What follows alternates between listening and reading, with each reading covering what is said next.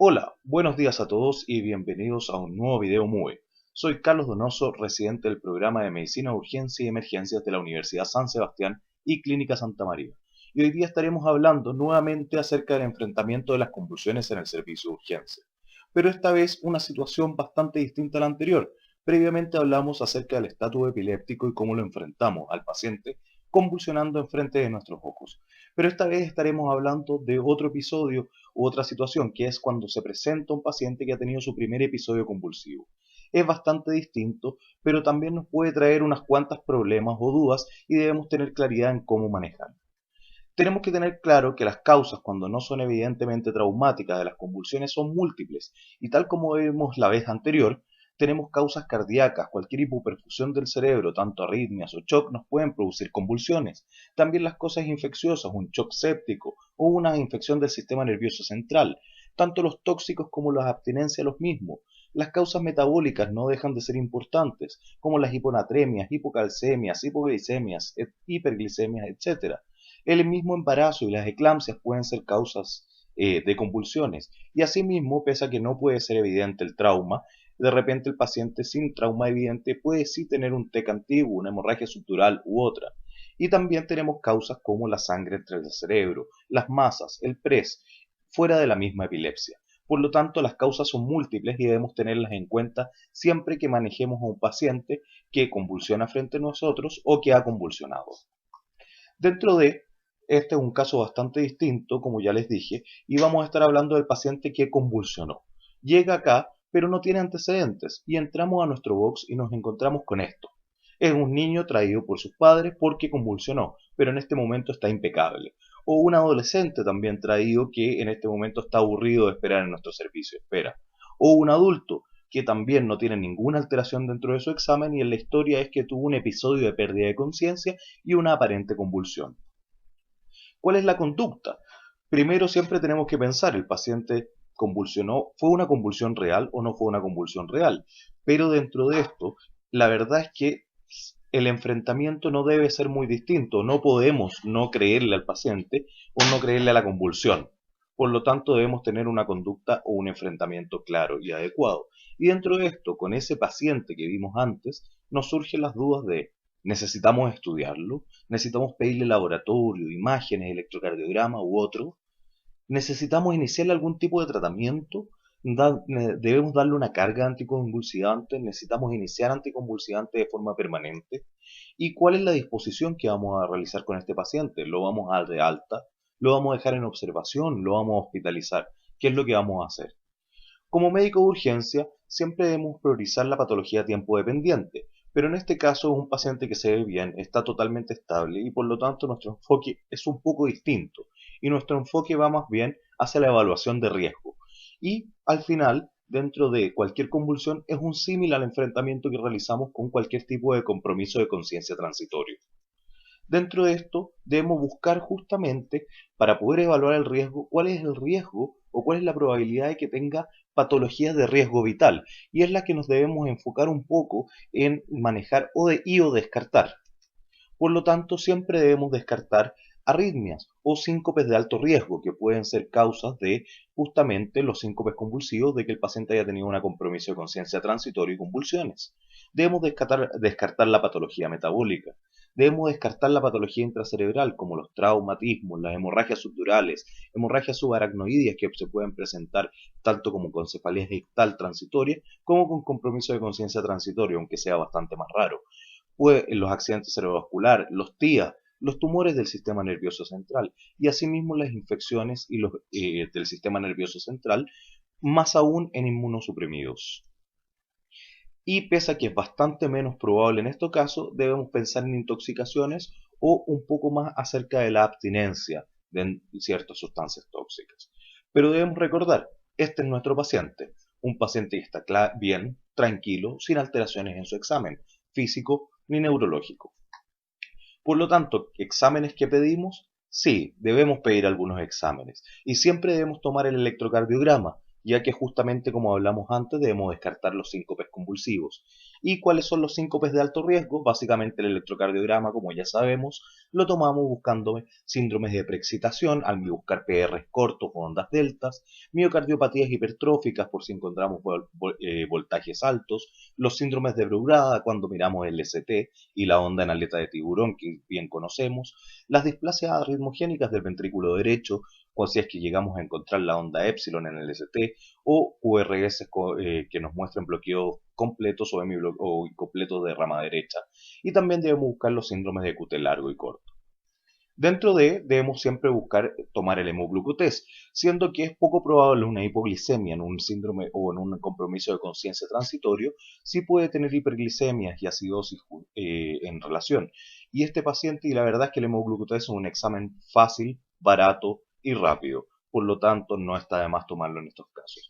Y dentro de los electrolitos y la evaluación lo hacemos enfocados principalmente hacia el sodio y el calcio, que son causas de convulsiones. Fuera de eso, como ya hablamos en pacientes, el embarazo puede ser una causa de convulsiones, por lo tanto toda mujer en edad fértil debería tomársele una beta a fin de descartar que no sea o una convulsión en relación a una preeclampsia o eclampsia o una convulsión gatillada por el embarazo, ya que existen las epilepsias gestacionales. Y fuera de esto, si es que no tenemos ninguna causa de la convulsión y el paciente está impecable, tal como lo vimos, pero es un paciente inmunosuprimido como antecedente, debemos estar pensando en tomarle una PL o un TAC. Claramente esto no es si ya tenemos alguna causa específica o si el paciente no tiene antecedente de inmunosupresión, pero en el paciente inmunosuprimido sin ninguna otra causa identificable, una convulsión debe ser motivo para estudiarlo e ir a buscar dirigidamente una infección del sistema nervioso central. Dentro de todo, aquí abajo les puse para comentar un poco acerca del gases láctico y la CK. La verdad es que esos son exámenes que pueden tomarse. Dentro de la CK se puede tomar en el caso de que uno tenga dudas si es que fue o no fue una convulsión real, ya que se tiende a aumentar, pero su sensibilidad y especificidad no son buenas para la convulsión y por eso no salen como recomendación dentro de ninguna guía moderna, ni de neurología, ni de medicina de urgencias. Y los gases y los lácticos dentro de nos pueden mostrar la severidad de la convulsión y nos pueden mostrar en estos casos hoy en día hay algunos estudios que van avanzando que nos muestran alguna relación entre su alteración entre la acidosis metabólica y la hiperlactatemia y la probabilidad de volver a convulsionar. Pero eso hasta hoy en día no está definido y por lo tanto se los planteo para que lo tengan en conciencia, pero no es una conducta que vamos a estar tomando de forma rutinaria. Y como les digo, no está en ninguna guía por ahora recomendado ni en las gringas, ni en las europeas, ni de neurología, ni de emergencias. ¿Qué pasa con las imágenes? Las imágenes debemos o no debemos tomarlas en estos casos. Dentro de un poco de la literatura nos muestra que hasta un 40% de los pacientes con un primer episodio convulsivo podrían tener un escáner de cerebro alterado. Y eso lo sabemos de los varios estudios entre el 94 y el 95, como les pongo acá de ejemplo. Por otro lado, tenemos que hasta un 20% de los pacientes post primer episodio convulsivo que tienen un examen neurológico normal, totalmente normal, sin ninguna alteración, podrían presentar alteraciones dentro del escáner de cerebro.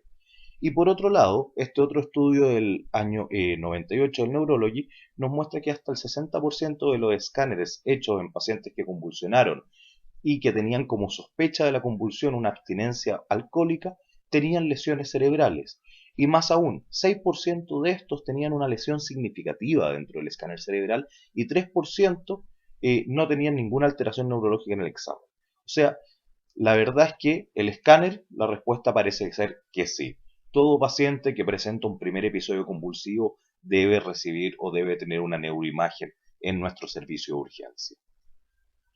¿Qué pasa con el inicio de los antiepilépticos en el servicio de urgencia? En este caso, este paciente que se ve bien, está sano, no tiene alteraciones al examen y tuvo su primer episodio convulsivo.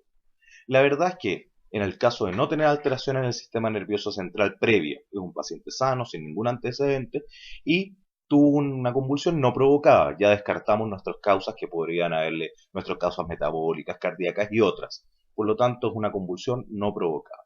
La verdad es que siempre tenemos que evaluar el riesgo y beneficio, y los anticonvulsivantes no son medicamentos sin riesgos. Tienen riesgos de producir arritmias, tienen riesgo de producir alteraciones leves del sistema nervioso central, de la cognición y otras.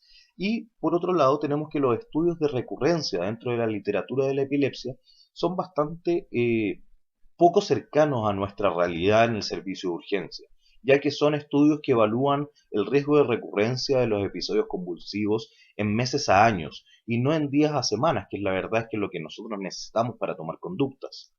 Por otro lado, un poco de la literatura nos muestra que hasta un 50% de los pacientes que presentan un primer episodio convulsivo, entre un 30 y un 50%, va a tener una recurrencia a 5 años. Por otro lado, tenemos que el inicio de las drogas anticonvulsivantes no produce diferencia sobre esta recurrencia a los 5 años.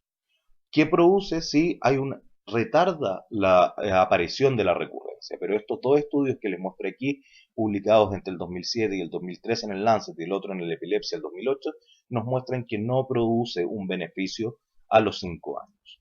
Por otro lado, tengo un número necesario a tratar de 14, o sea, debo tratar 14 pacientes para prevenir un episodio convulsivo dentro de los próximos 2 años, y sabiendo que a los 5 años no hay diferencia. La situación cambia un poco si el paciente ha tenido más episodios convulsivos, ya que su riesgo de recurrencia puede aumentar hasta un 75%. ¿Qué pasa cuando el paciente nuevamente tiene una convulsión no provocada, pero tiene historia de patología o lesiones en el sistema nervioso central, accidentes cerebrovasculares antiguos, traumas encefalocranianos antiguos, tumores, etc.? El riesgo de recurrencia ahí es muchísimo mayor y el número necesario a tratar es 5, o sea, debo tratar 5 pacientes para prevenir una recurrencia de convulsión en un solo año. Por lo tanto, esta situación también es un poco distinta. En suma, inicio de tratamiento antipiléptico en el servicio de urgencia post primer episodio, como regla general, no. Este paciente no es un paciente, este paciente sano, que convulsionó, que está totalmente normal en mi servicio de urgencia, no le voy a iniciar anticonvulsivantes. Menos si es que es un episodio provocado, o sea, si es que tiene una causa esta convulsión. Claramente ahí voy a tratar la causa específica. Si es que no hay ninguna causa provocada y el paciente no tiene alteración en el escáner cerebral, por ningún motivo le voy a iniciar el anticonvulsivante.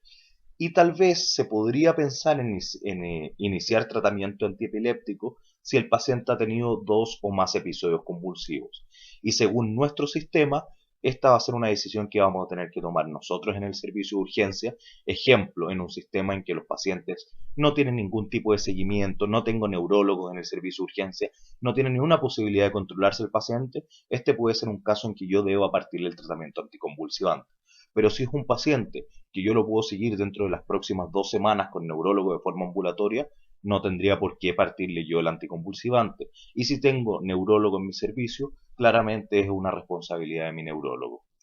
Por otro lado, tal vez si es que justamente es una convulsión no provocada y tiene historia de patologías, como hablamos, accidentes cerebrovasculares antiguos, traumas encefalocraneanos antiguos u otro, este puede ser un paciente que sí requiere inicio anticonvulsivante.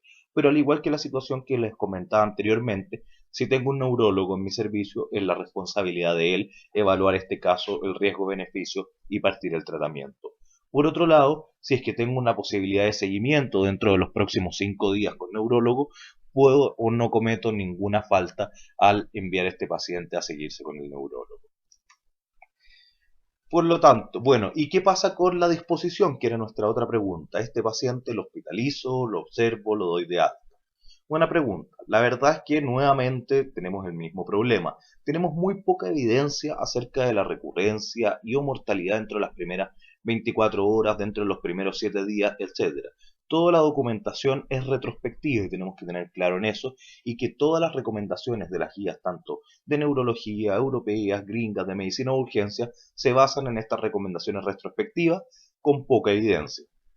Y dentro de la mayoría de las recomendaciones nos recomiendan a que estos son pacientes candidatos a un manejo ambulatorio, mientras estén asintomáticos, sin trastorno en el estudio que lo realizamos, ni en las imágenes ni en el laboratorio.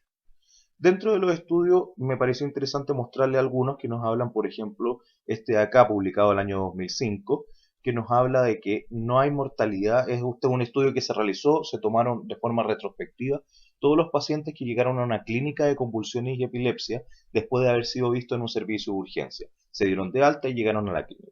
Nos mostró que este estudio, que tenía bastantes pacientes, no tuvo absolutamente nada de mortalidad. La mortalidad fue cero. Y de todos estos pacientes con convulsiones, el 50% recibió o terminó con un diagnóstico definitivo de epilepsia. Y hasta un 9% de estos pacientes llegó a tener recurrencia dentro del mes siguiente. Pero aquí hay un problema. En este estudio no nos diferencian de este 9% que tuvo recurrencia cuáles de estos pacientes se hospitalizaron, cuáles estuvieron hospitalizados 24 horas, una semana, X cantidad de días antes de llegar a esta clínica de epilepsia. Tampoco nos dice cuáles tuvieron alteraciones en los exámenes. Por lo tanto, de este poco porcentaje que tuvo recurrencia, no sabemos si fueron justamente los pacientes que no cumplían ninguno de estos requisitos para irse de alta de forma inmediata. Por otro lado, este otro estudio publicado en el año 2005 en el Emergency Medicine Journal nos muestra básicamente lo mismo, que todos estos pacientes no tienen mortalidad, tienen bajo riesgo de recurrencia y son candidatos al manejo ambulatorio. Pero nos hace una excepción, nos muestra que los alcohólicos, pacientes alcohólicos con abstinencia, tienen hasta un 25% de riesgo de presentar recurrencia dentro de las próximas 24 horas. Por lo tanto, las mismas recomendaciones, pero incluye a los alcohólicos como pacientes que deben ser manejados por neurología directamente y hospitalizados. Y acá tenemos las clinical policies del año 2014 de la sociedad del ACEP, de la Sociedad de Emergency Physicians de Estados Unidos, que básicamente nos recomienda lo mismo. Estos pacientes son candidatos de manejo ambulatorio. Por lo tanto, en resumen, nuestro paciente, primer episodio, sin ninguna alteración en el sistema nervioso o en el examen neurológico, está totalmente asintomático, se va de alta. Mientras se mantenga asintomático, tenga su estudio normal, no sea alcohólico, no tenga lesiones intracerebrales significativas y siempre que tenga un ambiente social adecuado. En otras palabras, ¿tiene riesgo de tener recurrencia este paciente? Sí, pero las recurrencias tienen muy baja morbimortalidad. Por lo tanto, es un paciente que puedo dar de alta, pero debe estar acompañado y con un adulto responsable y con un seguimiento adecuado, por supuesto. Bueno, eso es todo por hoy, hablando este pequeño episodio acerca del paciente con primer episodio convulsivo y cómo enfrentarlo en el servicio de urgencia. Si es que no vieron el episodio acerca del estatus epiléptico, se los recomiendo, ya que justamente ahí planteamos un tratamiento o un enfrentamiento organizado a esta otra o esta que sí es una emergencia médica y es una patología tiempo dependiente. Eso es todo por hoy. Síganos en nuestra página mue.cl, en nuestro Facebook o síganos por Twitter, que ahí les dejo los links. Muchas gracias y chao.